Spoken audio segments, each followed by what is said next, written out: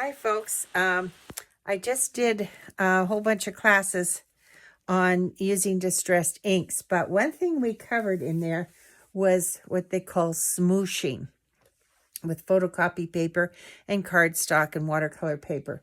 But so I decided I'm going to try it with different medias because it works really good with our distressed inks. Okay, here's some examples of the distressed inks. Applications. See, they're very soft and subtle, and these are really nice for things like backgrounds, and if you're doing collage and you've got areas you want to fill in. And then I also used Liquitex acrylic inks as another medium. The other thing I used was liquid high flow acrylic paints. You have to use a fluid medium, except with the distressed, you make it fluid by adding water to it. And I also use these neon watercolor, well, I guess they're neon crayons. This is a water-based crayon, which is a lot like using watercolors. So I decided not to use watercolors. I would use these because they're a little bit easier to handle. Okay, so I have a piece of pellet paper here. I have a spray bottle, which I'll need. I have photo paper here. You know, just the, and you're going to use the shiny side. And I have a little bit of watercolor paper and cardstock as well. So we're going to try it on different surfaces. I actually want to start out with the watercolor crayons first because they're a little bit easier to clean up and they don't take so long to dry. You can also, by the way, use, what do you call it? Rubbing alcohol if you wanted to, instead of using a water spray. Anyway, so with this, I'm just going to, you know, color like you would. And it doesn't matter how you do it, because as soon as you add the water to it, it becomes fluid. Okay, so there's two things I'm going to do here. One is spray the surface. Then I'm going to take my dry photocopy paper and smoosh it on top. I don't know if you know what smooshing is. I'm going to take it and drag it across, okay? So here we go. Look at that. Now, I can come back in if I want. See if I can pick up some more. There, smooshing. I'm smooshing it. I can spray on top, and you can see what's going to happen here. Oh, there's a dry spot. Okay, so I can pick that up if I want to as well. So now I got to put it aside to dry. Now, I'm just going to wipe this off because I want to do the other one with watercolor paper, because the watercolor paper will react differently. So I'm going to take these crayons again and just scribble, color, whatever. Let's do something different here. Okay. Now, this time I'm going to do two things. I'm going to wet part of the paper and leave the other part dry. No, I better not do that here. No, that's not right. Okay. I'm going to wet the paper, period, because when you're dealing with watercolors, I like a wet surface. Okay, so there it is. I'm going to let it run around a bit and soak into the paper. Now I'm going to apply it right on top and smoosh it. Look at that. Smoosh it again. It's a little more concentrated. Okay. I'm not quite like the other one. This is on the photo paper. You can see the photo paper actually is a little more intense than the watercolor paper. Here's a watercolor one I did before, and you can see that it's quite a bit softer than the photo paper. Do I have one with the photo paper? Here's the photo paper from before, and you can see it's much more intense. So that's something that the photo paper does. Okay, so let's try our distressed inks. Okay, so with distressed inks, you're just going to apply your pad onto your surface on your palette paper, or you can use a craft paper. You can use, you know, I think you could probably even use a plastic dish or cookie sheet or whatever. Okay, so this time I'm going to wet the paper and not these guys. And I'm going to lightly swoosh it across. Look at that. There. Oh boy. Isn't that pretty? That is so much fun. And I can go back in. I can just dab if I want. I don't have to cover the whole thing. I really like that. Now, where did I put these guys?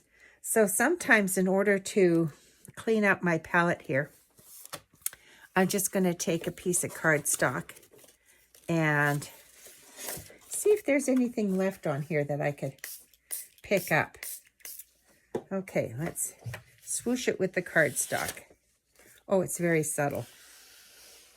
Maybe if I slow it down, it's very subtle. Okay, that didn't do much. Okay, now let me just wipe this off. Now this time I'm going to use the distressed inks again. I am going to wet the distressed inks and then add the paper. And it all depends on how much you saturate it with water. Now this time I got to be careful, because one thing that happens with these distressed inks I noticed, and you can see that in here, if it's not wet enough, you have the imprint of the distressed. I'm going to actually sort of go like that. There we go. I'm kind of curling it a bit.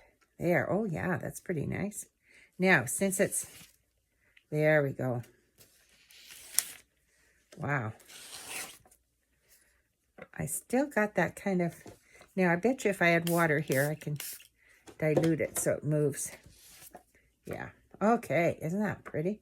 Where's my other ones here? What did I do with them? Oh, they're right here. You saw them at the beginning. Okay, so that's the distressed inks. Now, let me grab this cardstock and see if I can pick anything up. Oh, it's very subtle. Okay, so let's just wipe it up. Let's just wipe it up. Okay. The other thing I'm going to try now are the high flow acrylic golden. These are really nice, and you're going to find that they're so bright and vibrant. You don't need much at all. Okay. Oops. Uh-oh. I did it again. I get it on my fingers. Acrylics. Anyway, I do it all the time because they're a squeeze bottle here. Okay. So, what should I do first? Let me wet the paper first. And then swoosh it across. Oh, I didn't do it very well. But look how much more intense it is. Whoa. Wow, look at that. That is intense. Okay. Let me just spray a little bit here on the paper, see if it moves. Moves a little bit, but not much. Okay, let me put it down. Now I have stuff left on here, but I'm going to wet the paper this time. This is quite a heavy paper that I'm using. Okay. Wow, wow. These inks sure go a long ways, don't they? Look at that. It's almost like fire. Okay, so now I'm going to take my cardstock here and just dab it Maybe swoosh it a bit. There, look at that. It's coming off real good. Okay. You need a fairly heavy paper to do this. I have a little piece of cardstock here, or actually this is drawing bristle. Let's see how that works. Drag it across. Nice. And you can just dab. It doesn't always have to be that full. Okay. Let me just clean this up as best I can because this will stain the papers anyway. All right. Now we're going to go over to the Liquitex liquid acrylics inks. These are the inks, acrylic inks. Okay, and let's get this blue. Okay, I'm just doing dabs. Now I suppose I could probably play with this a little bit and just spray it. Oh, look at that. So this is going to be absolutely wild. Let's see what happens if I just place it on and lift it off. Oh, look at that. That's pretty cool. Look at that. So you can do that too. Look at that. Isn't that just too much? Okay. Let me just put it away for a bit. I'm running out of space here. Okay. Let me put it over here. Wow. Okay. Now, let's spray the paper since I still got ink left. And put the paper on. Oh, I'm going to have to smoosh it. There. Oh, it's very subtle. Oh, those are nice. Look at that. Isn't that soft? This is photo paper. You know, the kind that you print photos on? That's the kind of paper we're using. I am going to take my cardstock again. Where's that piece? Let's put it on this orange one here and see if we can pick anything up. Oops. I kind of, oh, see, that's nice. We got a different color in there. Now, one more thing I want to try, and mostly with the cardstock, is I want to try the wrinkling method, you know, where you take your paper, whoops, oh, don't mean to do that. I keep banging the tripod here. Okay, let me just wrinkle my paper, crunch it up and wrinkle it, okay? Because this is going to give me a different effect. Now, let me use the inks again. I'm going to use the inks with, I'll use the blue with the Azo, Quinacridone Nickel Azo, okay, with the paint, the high flow paint. Okay, now I want to spray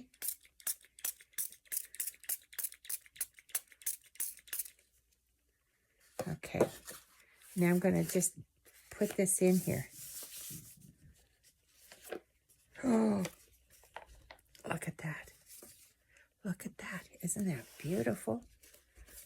Now, the reason I did the wrinkling is because it's going to have a different effect on the paper.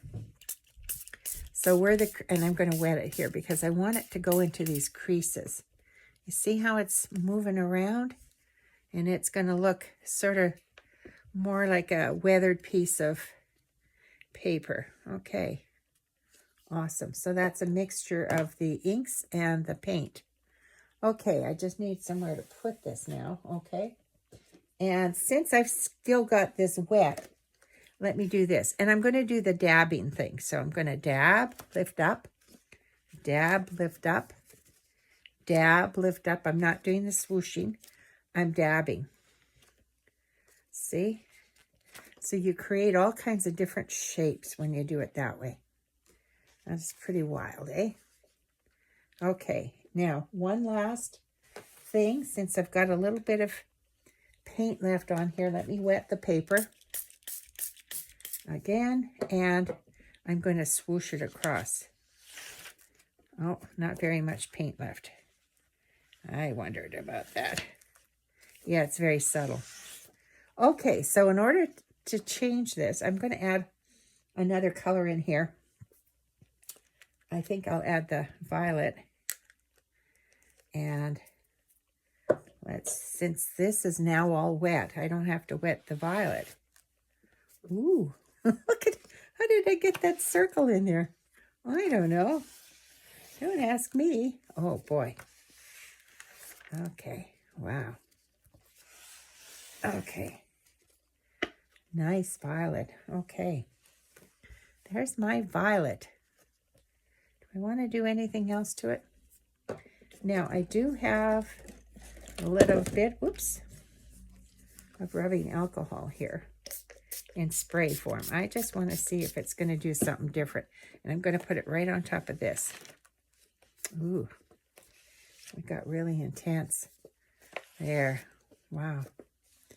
Okay, I want to do something else to it because I think this is a little too blah, all the same color.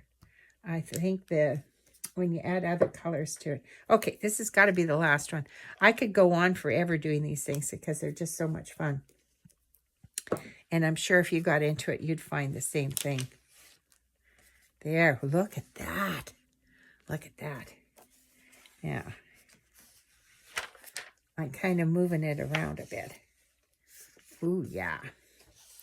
Ooh, yeah. There we go. Now that's a little bit more interesting to look at.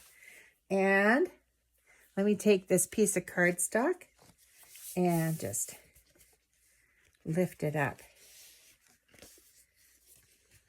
Okay. Now it creates an interesting texture too. So that's kind of good. All right. So I will show you the cool things I've done in a minute. Okay, here's a recap. This was the watercolor technique using watercolor crayons. And so this is done on watercolor paper. So you can see that they're much more soft and subtle.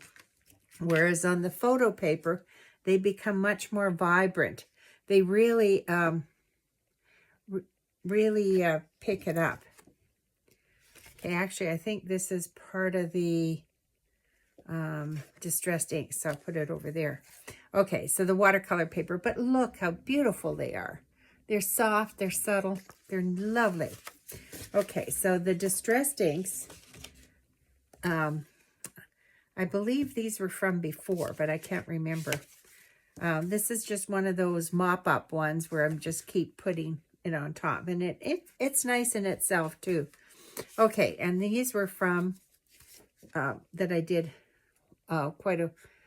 in my class. There's another one. And isn't that beautiful? They're just so soft.